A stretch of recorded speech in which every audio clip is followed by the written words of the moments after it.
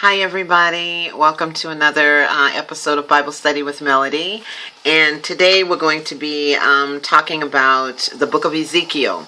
So we'll be dealing with Ezekiel chapters. It's a lot of reading and it's kind of crazy, but stay with it because it's really good. Chapters 1, Ezekiel 1 all the way, we're going to take it all the way through 18 straight, and then we're going to skip.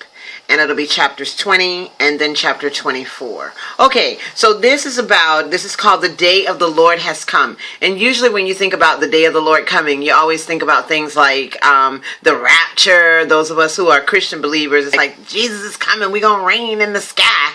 You know, that kind of thing. But this is not like that. This is more like the day of the Lord has come. He has sent he has sent minor prophets, Obadiah, Hosea. He had sent Daniel. He had sent Isaiah, Jeremiah. Now comes Ezekiel. And Ezekiel is like, I'm telling y'all, it ain't no joke. He is so sick of you with your idolatry. When I think about Ezekiel, I always think of a modern day guy to kind of match him with. And that would be, for me, it would be Dick Gregory. Because Dick Gregory was always the standalone guy. I don't know if any of you remember him, but I know he's still alive, he's still kicking, he's got a lot going on, but he used to starve himself. I think it was during Jimmy Carter's administration or Reagan. You check Jet Magazine or Google him, and you'll see that that he always stood up for human rights. He was always an advocate for helping people and wanting them to do better with their lives. So that's how I see Ezekiel. I see him as a modern day. I see him as a modern day. Dick Gregory, to put a face on a name, you know, and Ezekiel talks a lot. He talks about the wheel in the middle of the wheel, and that wheel in the middle of the wheel had eyes on every spoke of that wheel. So while the wheel is turning this way, there were the spokes on the wheels were going the other way, sort of like the way spinners are on some cars. The car is going this way, sort of like Ricky Smiley's joke when he says, he plays the old lady and he's like, these people done made me hit somebody because I was looking at that man's car and he had something on his wheel. I thought the car was moving, but it wasn't. I learned later that it wasn't a whole car. It was just the spinners on the car. So anyway, that's the way the wheel in the middle of the wheel turned. And what's even better, though, is that it had more power.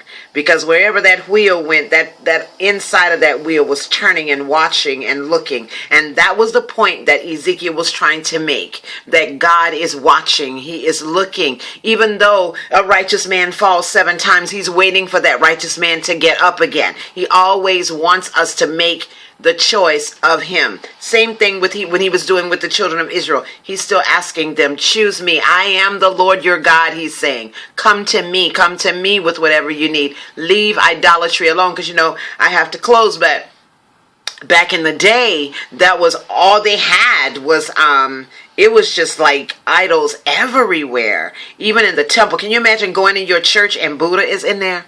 Can you imagine going in your church and there's the Dalai Lama, a statue of the Dalai Lama? Can you imagine they take down the cross and then they put up a golden calf in your church and you're like, when the preacher gonna preach? When the choir gonna sing? And it's like, no, we don't do that anymore. We just go up and worship this cow. And you're like, what? You know, that's the kind of attitude that these people have fallen into, and God was angry. Thus the subject, the day of the Lord has come, because he was like, I'm not having it no more. So they lost everything.